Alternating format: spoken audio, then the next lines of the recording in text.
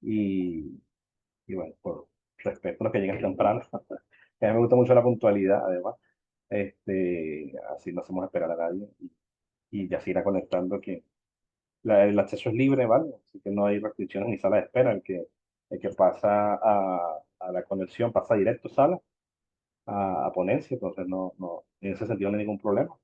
Y bueno, la idea es comenzar para cumplir un poco el tiempo de la hora que teníamos previsto, ¿vale? Entonces, bien, la idea es que la apertura lo hiciera nuestro viceconsejero de presidencia, don Alfonso Cabello, pero bueno, tuvo una inconveniente de última hora, se conectará a mitad de jornada y seguramente hará el cierre, ¿vale? de este webinar. Este webinar es dentro de un plan de formación de la Agenda Canaria 2030. Durante este año estaremos haciendo múltiples actividades, ¿no? Y un poco la idea es que en la medida que va pasando los meses, iremos haciendo tantas actividades presenciales como actividades en línea para potenciar un poco más la Agenda Canaria 2030, estimularla y formar y capacitar en este sentido, ¿vale? Entonces, bueno, déjenme usar esto. Bien, me presento para que no me conoce, yo les Perdomo. Actualmente y hace algunos tiempos estoy haciendo apoyo técnico al gobierno canario en la Agenda Canaria 2030. Vengo trabajando académicamente en la línea de investigación de bienestar y sostenibilidad, ¿vale? Básicamente la, la, la, la interconexión de las perspectivas futura y presente dentro de las cuestiones de bienestar y sostenibilidad. Y en ese camino, pues me encuentro que evidentemente si hablamos de futuro y de población futura, pues esa población futura también tiene derecho. Y entonces empiezo a trabajar con esa línea más o menos en el año 2014, con algunos artículos, participaciones en eventos. Y lo más reciente fue, bueno, participé en la discusión del Pacto para el Futuro, pero sobre todo enfocado en la Declaración de las Generaciones Futuras. Digamos, ahí fue donde me concentré un poco más en la participación. Eh, por parte de Manuel Castañón, ¿no? La idea es que, digamos, hoy nos acompaña Manuel. La idea de la formación es que hiciéramos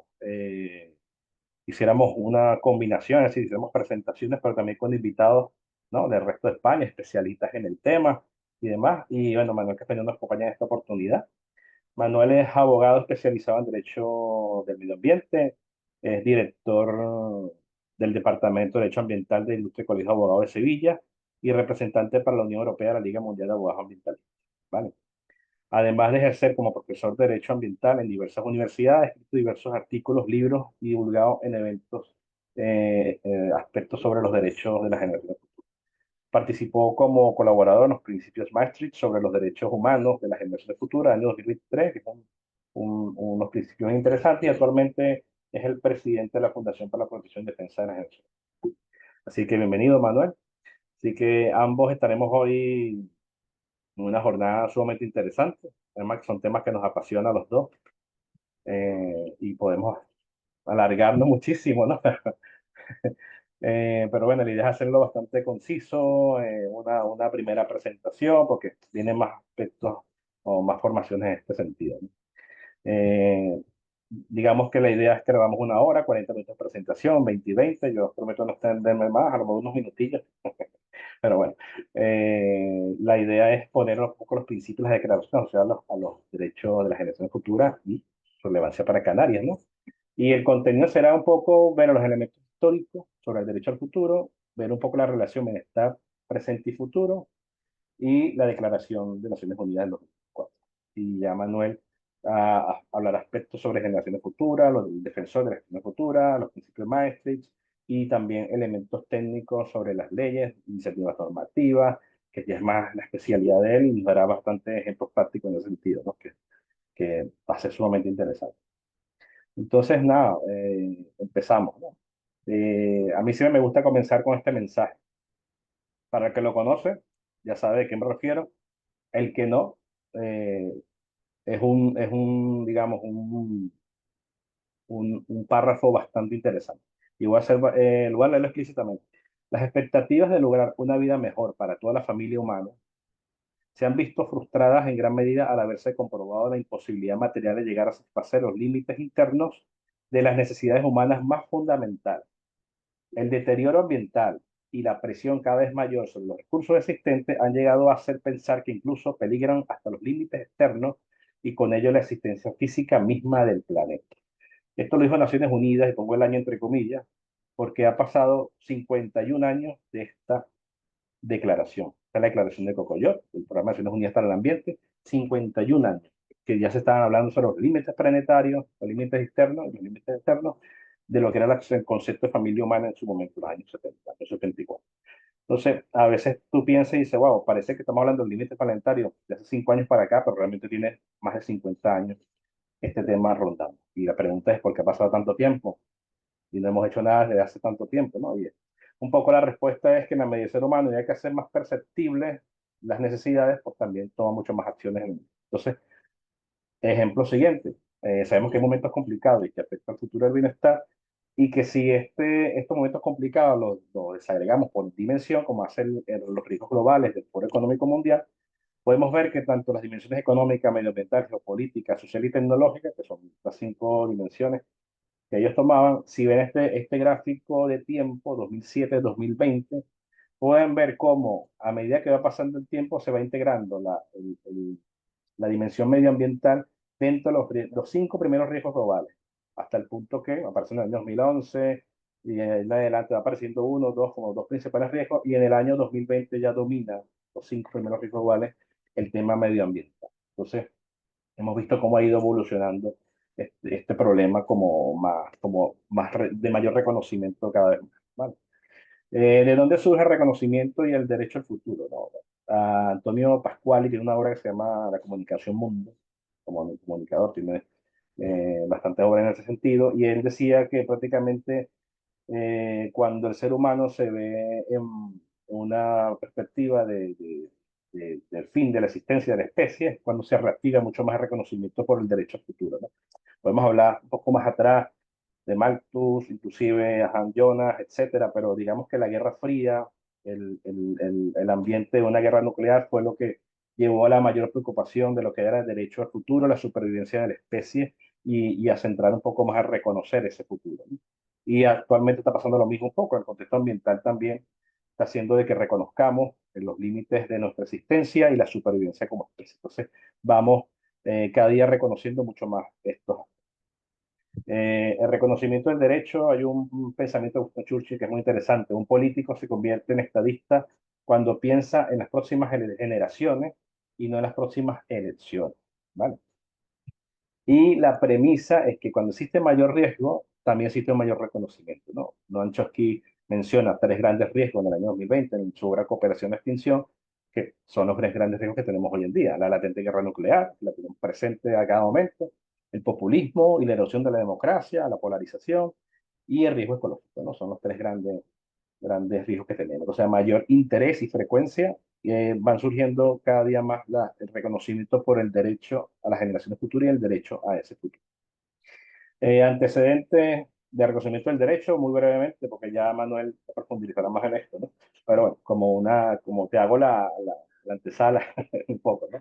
Las constituciones de Estados Unidos, Bután, Kenia, entre otras, tienen reconocimiento de generaciones futuras dentro de sus preámbulos de las constituciones, ¿no? Otras constituciones, Brasil, Argentina y otras modernas, sobre todo después de los años 90, tienen incluidas las generaciones futuras ya dentro de los aspectos ambientales, ¿no? Y en cambio, estas tienen ya como el preámbulo de la concepción del pacto social, ¿no? Un poco más amplio el concepto de generaciones futuras. Declaraciones internacionales tenemos varias, empezando por la Declaración de Estocolmo en el 72, de que reconoce las generaciones futuras, Kuchthof en el 79 con la Carta de los Derechos, y las declaraciones de la UNESCO, sobre todo la del 97, que es interesante porque combina un poco la influencia que tuvo el Kuchthof en crear una declaración sobre las responsabilidades de las generaciones actuales para con las generaciones futuras. Y esto se firmó en la UNESCO en el 97 en Tenerife, con apoyo de la Universidad de La Laguna en su momento. Y después del año 2013 publica La solidaridad intergeneracional y las necesidades de las generaciones futuras por Naciones Unidas. Hasta este momento, digamos que todas estas declaraciones son de reconocimiento, ¿no? De un reconocimiento de que hay unos derechos. Ya la declaración de Generaciones Futuras de Naciones Unidas del año 2024, que es la más reciente, ya entra en una etapa distinta, ¿no? Digamos, ya es más funcional, ya te dice elementos que debes implementar y cómo lo debes implementar, entonces ya es más funcional, ¿no? A diferencia de las anteriores. Por eso que es un salto fundamental en este tema de los derechos. Es más pragmática, digamos. Leyes, bueno, algunas leyes como la Ley de Bienestar de Generaciones Futuras Legales del año 2015, la Ley de Derechos de la Naturaleza y Generaciones Futuras, que combina ambas, en el caso de Australia, 2019, la Ley de Baleares, el Bienestar para Generaciones Presentes y Futuras, y en Canarias ya nuestro presidente de gobierno ha anunciado, en su discurso de Estado de la Nación, ha anunciado que Canarias contará con su Ley de Bienestar para Generaciones Presentes. O sea, se empezará a trabajar en esto. A nivel parlamentario existen los comisionados de elecciones futuras en Hungría, Reino Unido, los guardianes del futuro, etcétera. Yo esto lo paso muy rápido porque Manuel ya profundizará más en esto. Y la ONU está trabajando en el comisionado para generaciones futuras. Así que esto cada vez más frecuente, cada día será más común pensar en el futuro, pensar en generaciones futuras, en tanto a nivel normativo como funcional, institucional y etcétera. Bien, entonces, más allá del reconocimiento del derecho, se necesita la articulación efectiva de esos derechos, eso que es necesario en las normas, ¿no?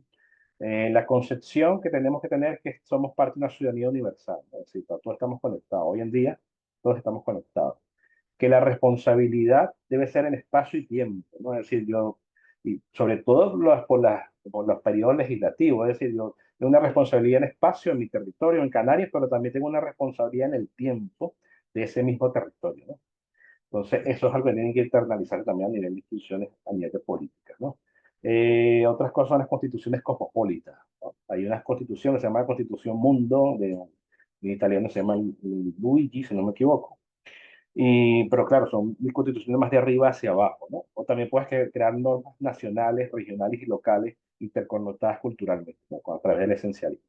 Entonces, tú puedes conectar desde abajo, desde lo tradicional, desde lo canario, digamos, hacia arriba, lo comúnmente universal. Lo cosmopolita, y esto es lo interesante, porque a veces se cree que lo cosmopolita es algo universal, lo cosmopolita puede ser normas nacionales, regionales y locales vinculadas universalmente, posible. Bien, entonces, dentro del marco que tenemos ahora, y esta imagen siempre la coloco porque me parece que ilustra muy bien lo que estamos, ese mensaje que dice el webinar, de dónde venimos y a dónde vamos, ¿no? Un poco eso, o sea, de dónde venimos, ¿no?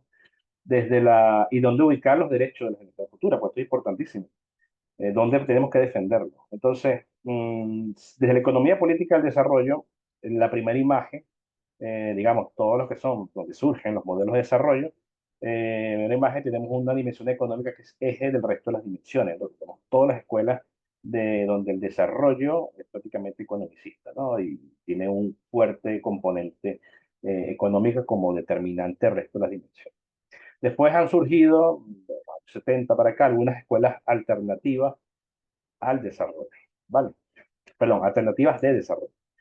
¿Cuáles son esas alternativas de desarrollo? Bueno, tenemos desarrollo de igualdad de género, desarrollo territorial, desarrollo humano, los años 90, desarrollo sostenible, desarrollo en libertad. ¿Vale? Tenemos esos enfoques alternativos de desarrollo, donde ya la perspectiva, y esta perspectiva está en Pocoyo, en la misma declaración del año 74, donde ya el documento más antiguo que yo he encontrado, donde habla de la armonía entre las dimensiones, fluir armónicamente entre ellas, entonces ya la dimensión económica pasa a ser un componente que se interrelacione con el resto de las dimensiones. No hay una dimensión por sobre otra, no hay otra que sea superior a otra, sino tiene que estar en armonía todas las dimensiones. Por eso tiene enfoque de desarrollo humano, de desarrollo sostenible, es una interrelación entre lo económico, el social y la industrial.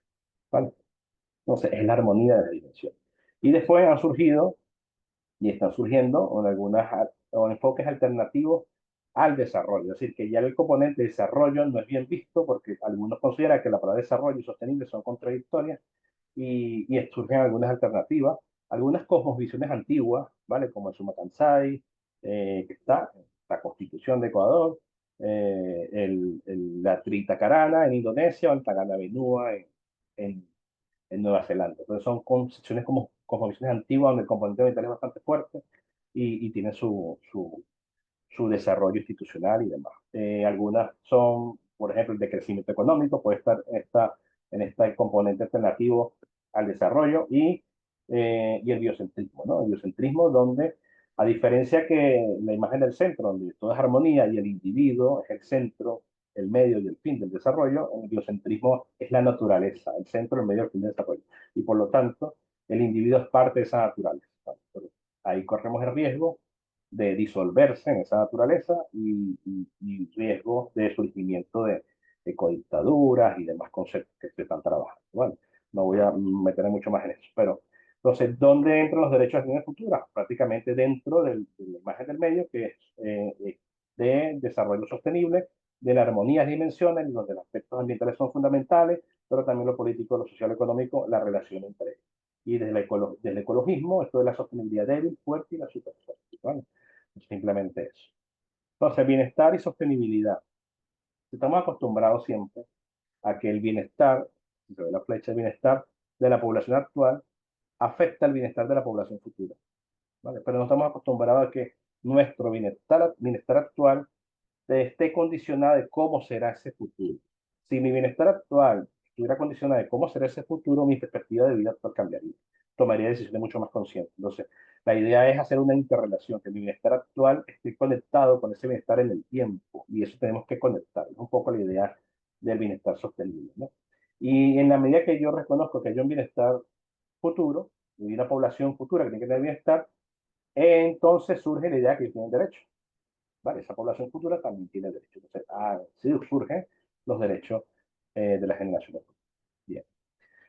Eh, el sistema de cuentas nacionales de la ONU, y lo resalto porque es tan interesante, que va a ser aprobado, creo que ahora en julio del 2025, que va a ser el sistema de cuentas para medir toda la contabilidad de todos los países del mundo.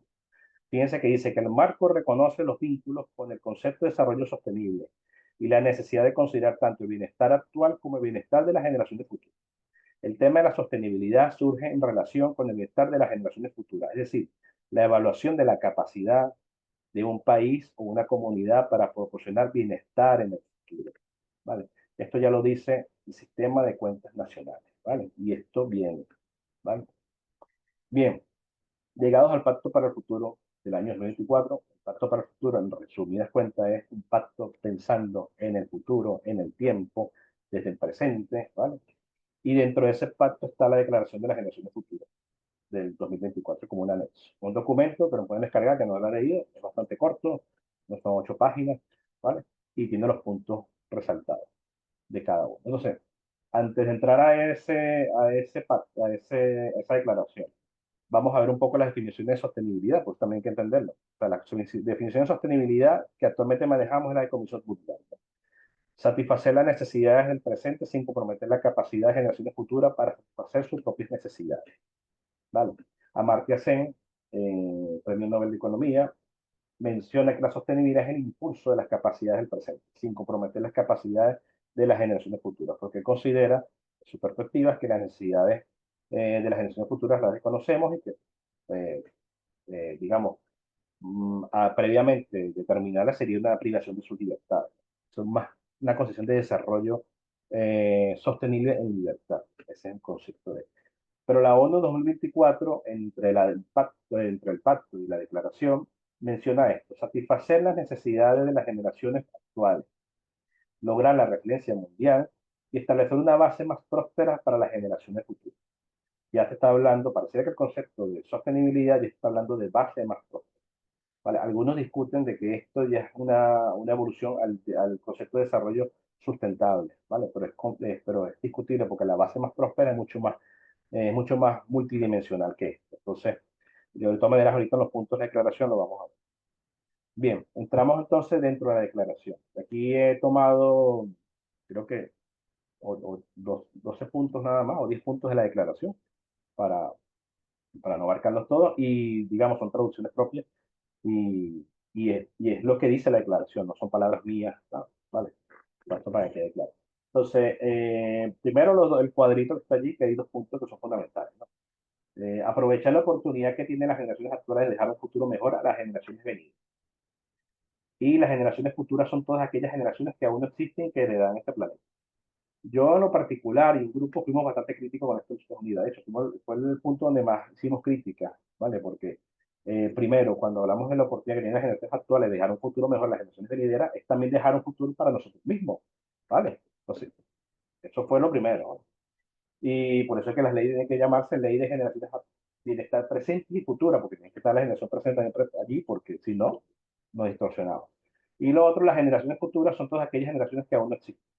Bueno, eso también es discutible, porque el concepto de generación, si tú lo trabajas a través de corte de edad, está bien, pero tú puedes determinar generaciones a través de coyuntura. Es posible que nosotros que estamos hoy aquí conformemos una generación con aquellos que aún no han nacido, ¿vale? Entonces, eso también es discutible. Esos dos puntos que bastante lo discutimos. Visto eso, en el último borrador incluyeron el tercer párrafo que más o menos lo solvente, ¿vale? Reconociendo que debemos aprender de nuestros logros y fracasos pasados y de sus consecuencias a fin de garantizar un mundo más sostenible, justo, equitativo para las generaciones presentes y futuras. Entonces ya reconocen las dos generaciones y comprendiendo la interconexión, y esto es lo más importante porque no estaba la interconexión entre el pasado, el presente y el futuro. O sea, estamos conectados en el tiempo. O sea, no, el futuro no puede ser algo como hace 51 años que hablábamos de los límites, no puede ser algo abstracto de que ya eso vendrá después, no, no, es que el futuro es ahora. Tienes que conectar el tiempo entre las concepciones de política y de bienestar, no es algo que venga después, algo desde ahora.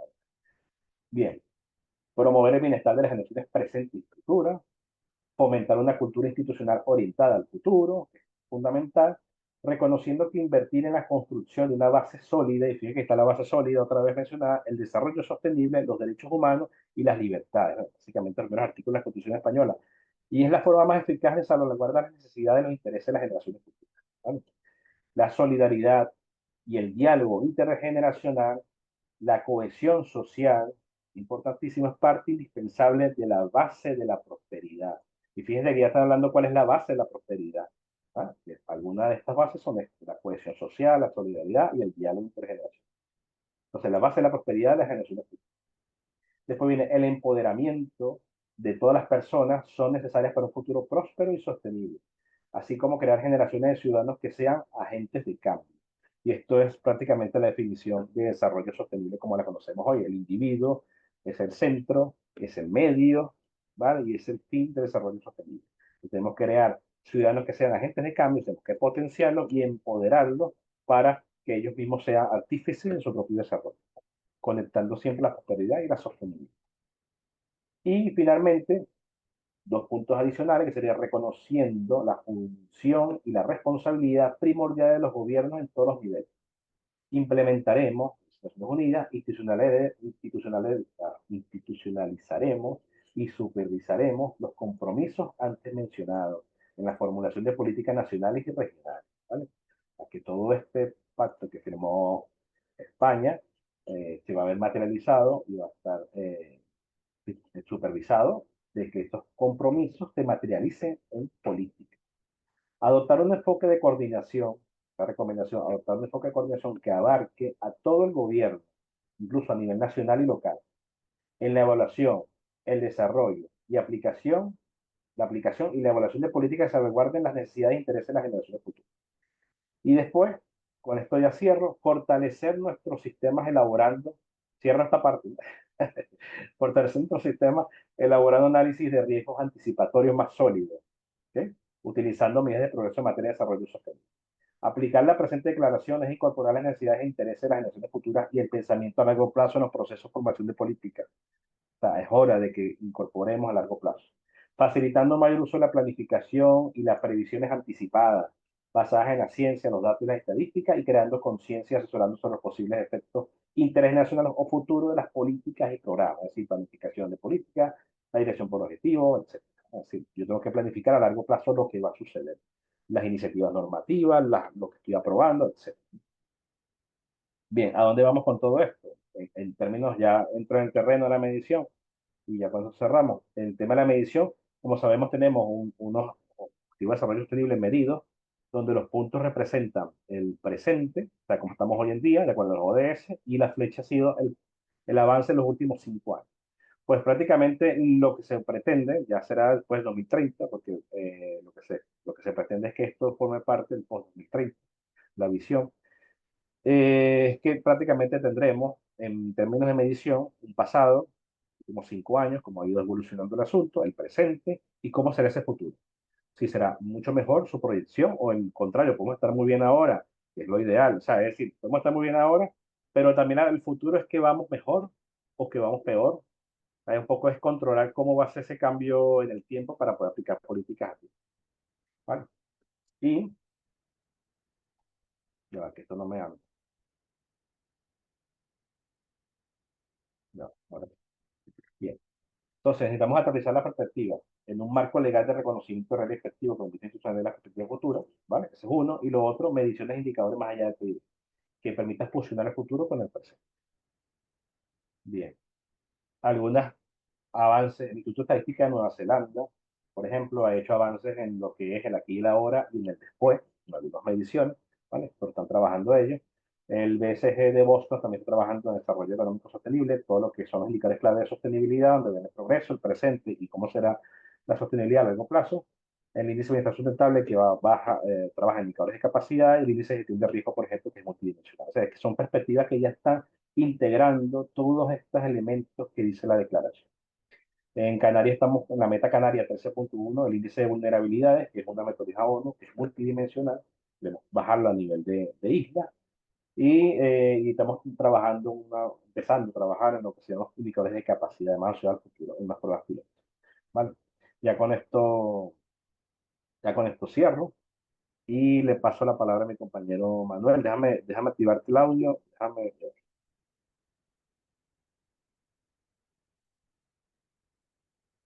creo que ahora sí, ¿lo va a ver? A ver, Ok, ahora, ¿me escucháis? perfecto, Manuel, gracias. Perfecto. Muy bien, buenos días. Gracias, Joner. La verdad, para mí es un honor y un verdadero placer poder compartir este ratito con todos vosotros y con todas vosotras. Y realmente, lo ha dicho Joner, es un tema que nos apasiona a los dos.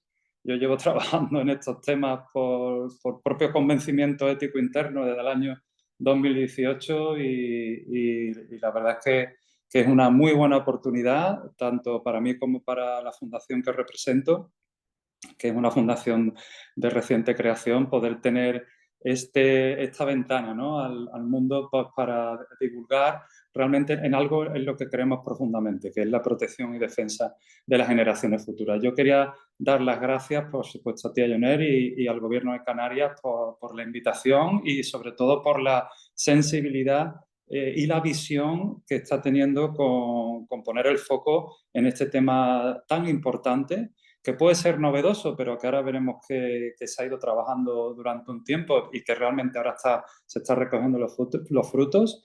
Y dar las gracias, evidentemente, a este gobierno por ese paso adelante, ¿no?, y por ser pionero a nivel estatal, junto con Baleares, para regular, que el derecho, sabéis que es la base de la convivencia, para regular un tema tan importante como este. Al fin y a la postre, de lo que se trata es de hablar de protección del medio ambiente. Así que es cierto que cuando hablamos de protección de generaciones futuras, hay un peso muy importante en la protección relacionado con la protección ambiental, aunque también con otros aspectos, como puede ser el patrimonio cultural, la educación, la sanidad, etcétera, etcétera. Pero bueno, como la especialidad mía es ambiental, nos vamos a focalizar en esta ponencia en lo que significa, dentro de la protección del medio ambiente, que demos ese necesario paso adelante, ¿no?, y poner el foco en el concepto de intergeneracionalidad del que adolece nuestro derecho ambiental.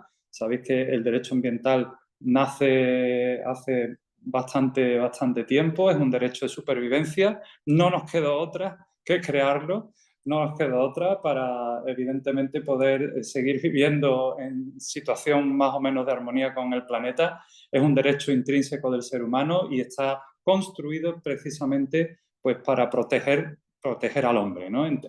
Pero sí que es verdad que este derecho ambiental ha surgido o ha tenido una evolución muy interesante. Es un derecho ya maduro porque pasó su etapa de niñez, anclada en los años 70 y 80 del siglo pasado, pasó su etapa de adolescencia de principios de siglo, para erigirse actualmente en un derecho maduro y sólido, pero que adolece, bajo mi punto de vista, de impregnarse, ¿no?, de este concepto de intergeneracionalidad que es tan necesario y sobre todo ahora para seguir avanzando, digamos, como sociedad con cierta garantía de éxito.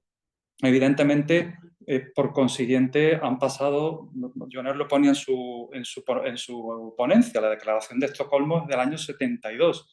Fíjense ustedes que han pasado más de 50 años y se han ido creando una suerte de normas que configuran el derecho ambiental, que digo que es un derecho maduro y robusto y que, digamos, está perfectamente preparado para crear otra suerte de normas como la que vamos a analizar a continuación, como ya están haciendo muchos países del mundo, no tanto como los que quisiéramos en la Fundación, pero muchos países del mundo están dando ese paso adelante. Muchos países del mundo y muchas regiones del mundo están siendo creativos, se están anticipando a los problemas para crear proyectos globales que puedan dar respuesta efectiva a los problemas ambientales actuales, como bien dice Joner, para las generaciones presentes y también los problemas ambientales de futuro. Precisamente una de las características de la problemática ambiental es el largo plazo, ¿no? Cuando hay cualquier tipo de contaminación o cualquier tipo de desastre ambiental, eso se avanza muchísimo en el tiempo, incluso un desastre ambiental pueden estar sufriéndolo varias generaciones, ¿no? Entonces, creo que ha llegado el momento de poner el foco en la necesidad de crear leyes específicas de protección y defensa de las generaciones futuras y no solo de leyes específicas, sino de crear instituciones o figuras como pueden ser el defensor o la defensora de las generaciones futuras que veremos en esta ponencia y que creo profundamente en ella, puesto que ya se ha creado en algunos países del mundo y está teniendo un efecto profundamente práctico dentro de la propia ciudadanía. Al fin y al cabo, el defensor es un guardián que vela por la humanidad del futuro, pero trabajando con la humanidad del presente. Pero quería centrarme, aunque sea unos minutos, en un concepto que creo que es fundamental, es que nos preguntemos si realmente, en nuestro foro interno, si realmente las generaciones futuras tienen derecho a ser protegidas. Yo creo sinceramente que sí, pero no es por una convicción puramente subjetiva, que también, sino porque hay datos objetivos que así lo revelan. Fíjense que la Red Indígena Ambiental, que es una red creada en el año 2005-2006, ya hace bastante tiempo, tiene un primer mandato, y para mí casi único, que es hay que asegurar que la toma de decisiones actuales esté guiada por la consideración del bienestar de hasta la séptima generación. Es decir, una decisión actualmente bien tomada es la que tiene en cuenta cómo va a afectar esa decisión hasta la séptima generación. Fijaros que revolucionario, a mí me parece absolutamente revelador y son pinceladas o muestras de trabajo que se han ido haciendo con carácter histórico y que son profundamente reveladores a la hora de poner el foco, como digo, en esto que estoy comentando. De todas maneras, sí que es verdad que existe todavía grandes prejuicios por parte de determinados sectores donde se renuncia a dicha protección en aras, entiendo yo, en aras de un argumento un tanto forzado y de gran insolidaridad consistente en que las generaciones futuras no ostentan ninguna clase de derecho al no existir en el momento presente. Creo que esto no es así. Dicha argumentación está anclada en un concepto tradicional y caduco del derecho, relacionados con la fuente de derechos y obligaciones, es decir, que si no existen las generaciones futuras, no tienen las generaciones presentes ninguna obligación respecto a ellas, pero creo sinceramente que esto no es así. Creo sinceramente y profundamente que las generaciones futuras pueden ser perfectamente titulares de derechos y las generaciones presentes titulares de obligaciones frente a ellas. Es un deber moral de solidaridad de nuestra especie. Es un deber moral de solidaridad de nuestra especie.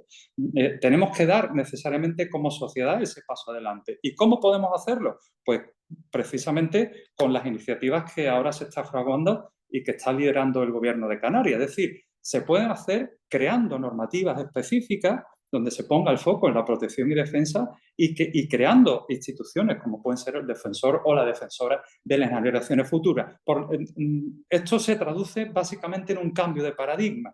en un cambio de concepción legal del derecho al futuro, donde incluso, podemos ir más allá, donde incluso podamos reconocer personalidad jurídica a las generaciones futuras. ¿Por qué no? ¿Por qué no? Si realmente el derecho lo crea el ser humano. Existen muchos ejemplos en muchas partes del mundo donde se da personalidad jurídica a entes sujetos distintos a las tradicionales personas jurídicas vivas. La Corte Suprema de Colombia en 2018 le dio a la Amazonia la concepción de entidad sujeta de derechos. En España, sin ir más lejos, en el año 2022 se otorga personalidad jurídica a la Laguna del Mar Menor y su cuenca, donde se le reconoce también a este mar como ente sujeto de derechos. Hay otros ejemplos, nombraré 2 o 3 para no cansaros, pero hay mucho más. En Nueva Zelanda, en el año 2014, el Teurehuera, que es un área montañosa en la isla norte de Nueva Zelanda, en el año 2014, por ley, el Teurehuera es un ente jurídico y tiene todos los derechos, poderes y deberes y responsabilidades como si fuera una persona jurídica. En el año 2022, Panamá reconoce a la naturaleza como entidad sujeta de derechos. En Bolivia, la Pachamama igual, en el año 2010. Es decir, hay muchos más ejemplos, pero no quiero cansaros. Estos ejemplos son para poner en evidencia que las ficciones jurídicas, que es una técnica jurídica mediante la cual, por ley, se toma por verdadero algo que no existe o que podría existir, ya existe en nuestro derecho. Las personas jurídicas, las sociedades, son ficciones jurídicas. Las sociedades mercantiles son ficciones jurídicas, existen en nuestro derecho. No es algo que se pueda tocar, no es algo que exista en la realidad, pero sin embargo son entes sujetos de derecho. Es decir, los derechos son construcciones humanas que han ido evolucionando con el tiempo. Y ahora es el tiempo de poner el foco precisamente en abrir un debate en torno a todo esto, ¿no? Y en dotar a las generaciones futuras de herramientas legales eficaces, para que puedan ser defendidos sus derechos, nada más y nada menos. Porque creo que sinceramente que es un deber moral de nuestra especie. Por lo tanto, leyes específicas de protección y defensa, debemos de abrir ese debate. Muchos países del mundo lo han hecho. Un debate que tratamos en los principios de Maastricht sobre los derechos humanos de las generaciones futuras.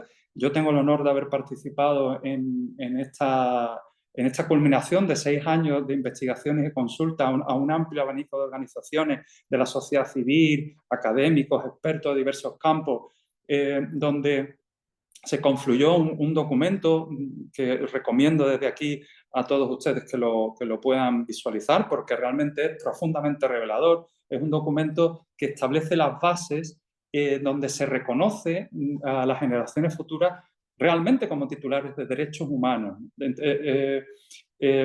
Hablando de derechos humanos, no sé si ustedes saben que la Declaración Universal de los Derechos Humanos, que tiene 30 derechos y libertades, no se recoge expresamente los derechos humanos como los derechos de generaciones futuras. Esto creo que es algo que tendríamos que abrir también ese debate de por qué no es conceptuado como un derecho humano el derecho a las generaciones futuras. En cualquier caso, y por tiempo, no puedo desarrollar un poco más esto porque creo que es importante lo que voy a decir ahora.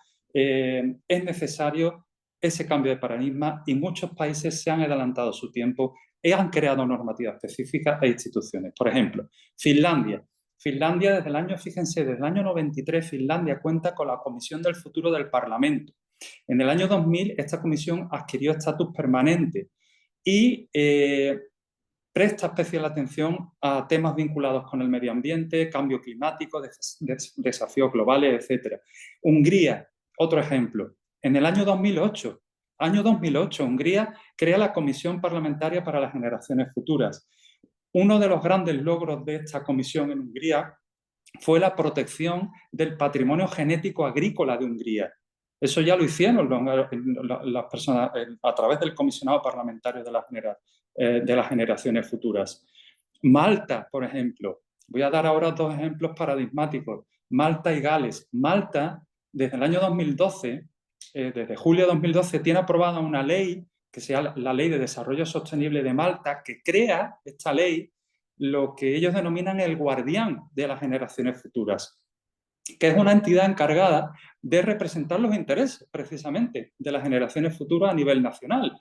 Y tiene como funciones promover el desarrollo sostenible, formulando políticas, proponiendo normativas, incluso prácticas nacionales, implantando conceptos de desarrollo sostenible dentro del sector privado, dando voz a los ciudadanos en cuestiones de política de generaciones futuras.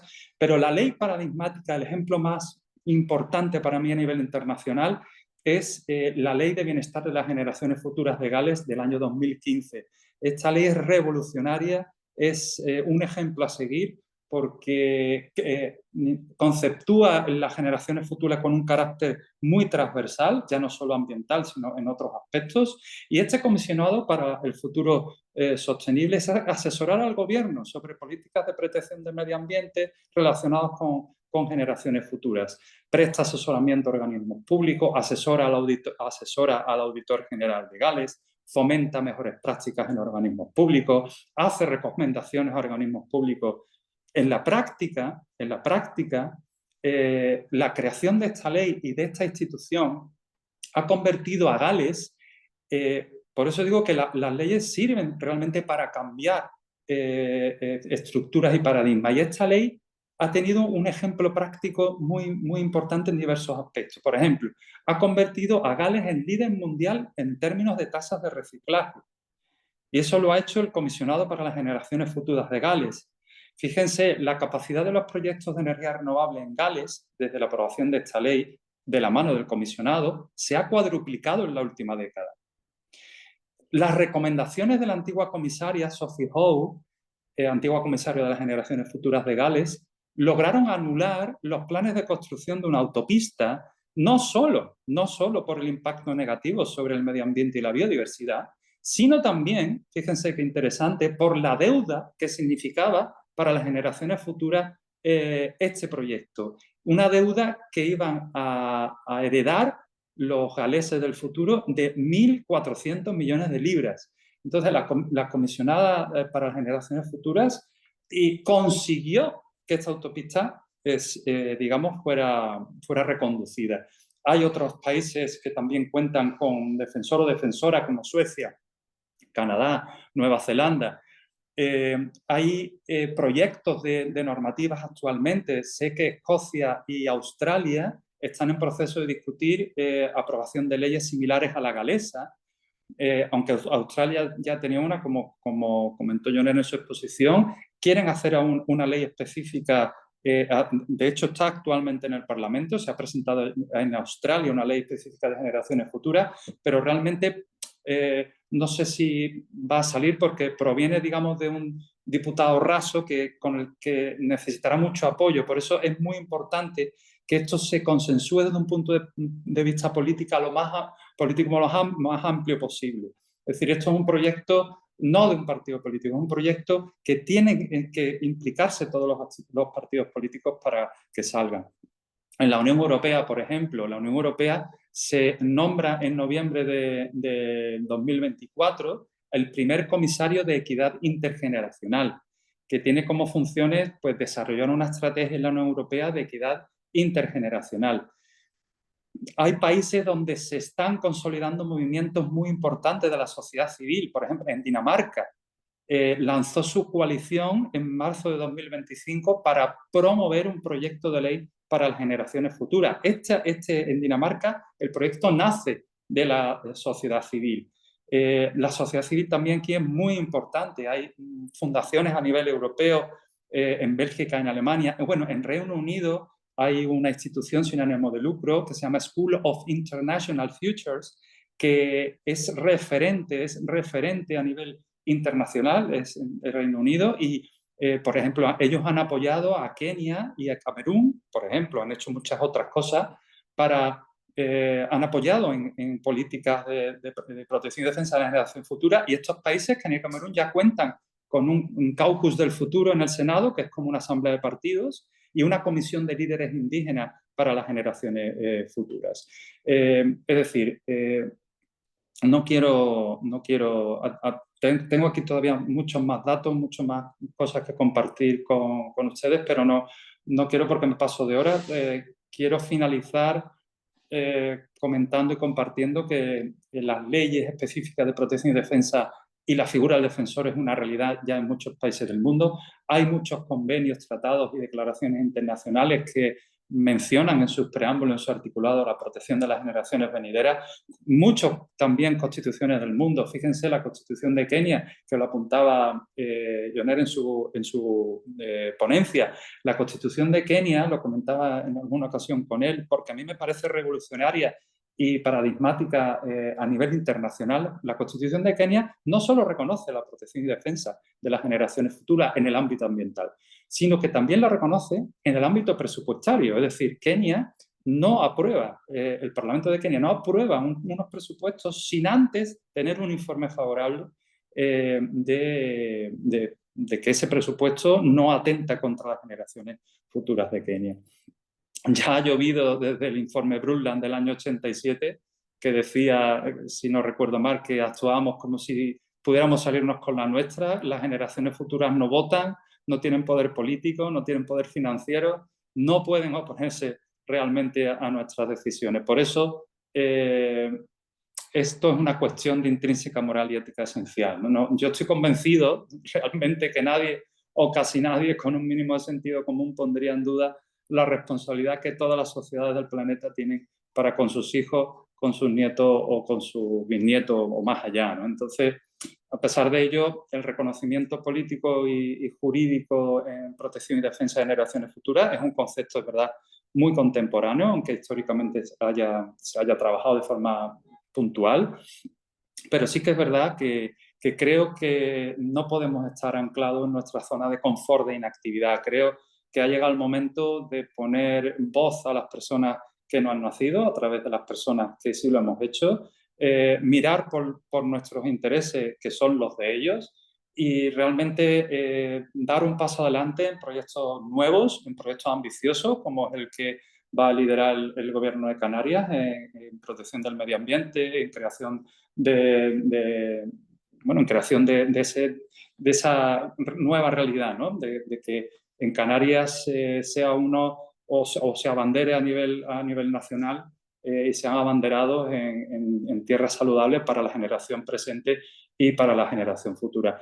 La generación venidera son acreedores de un claro derecho a tener una tierra sana, y estas iniciativas son muy bienvenidas. Desde nuestra fundación, evidentemente, no nos queda otra que aplaudirla. La creación de leyes específicas o instituciones como el Defensor son absolutamente fundamentales y debemos dar un paso adelante. Canarias ya lo está dando, pero creo que esto debe de ser a nivel nacional e internacional y empezar a ver la necesidad de crear estos proyectos, pues simple y llanamente para que el futuro común en el planeta Tierra pues sea próspero y sano, ¿no? Para toda la raza humana. Muchísimas gracias. Muchas gracias, Manuel. Excelente. Yo voy a compartir una pantallita final para que vean, para, para que se pueda ir un poco más allá en caso de quererlo hacer, la publicación, porque Manuel ha dado ejemplos prácticos, ¿no? Tanto de leyes y normativas y casos institucionales muy interesantes. Que es eso, ¿no? Precisamente queremos ver la parte práctica de todo esto a nivel global, y en el libro de Manuel, de la protección jurídica ambiental de las generaciones futuras, pues tiene una serie de ejemplos bien desarrollados de todo esto que estaba comentando hoy, tanto de Malta, Gales, etcétera. Y es bueno que le interese el tema, pues lo pueda ver. También tienen algunas, bueno, en el caso de mi libro también, Bienestar Sustentable, la conexión futuro-presente, ¿vale? Algunos artículos, por ejemplo, de mi caso, crecimiento económico, crecimiento de la persona o derechos de generaciones futuras desde una perspectiva de bienestar sustentable. Y en el diario La Ley, pues Manuel tiene una serie de artículos, por ejemplo, el derecho a las generaciones futuras como nuevo derecho humano y muchos de esos artículos más sobre este tema. Así que, y para cerrar ya, antes de pasarle la palabra a Alfonso, estamos preparando este plan de formación de Agenda Canaria 2030, y dentro del marco de Generaciones Futuras, pues en octubre un simposio sobre derecho al futuro en Canarias, ¿no? Para una futura ley, ¿no? y algunos invitados que tendremos, seguramente está la Fundación, está Manuel, Defensor del Pueblo, el Grupo Baleares para la Defensa de la Naturaleza o la Excomisionada de Generaciones Futuras de Gales. Un poco lo que estamos planificando para que lo tengan en cuenta que estamos trabajando en esto y el gobierno de Canarias sigue trabajando con esta perspectiva. Le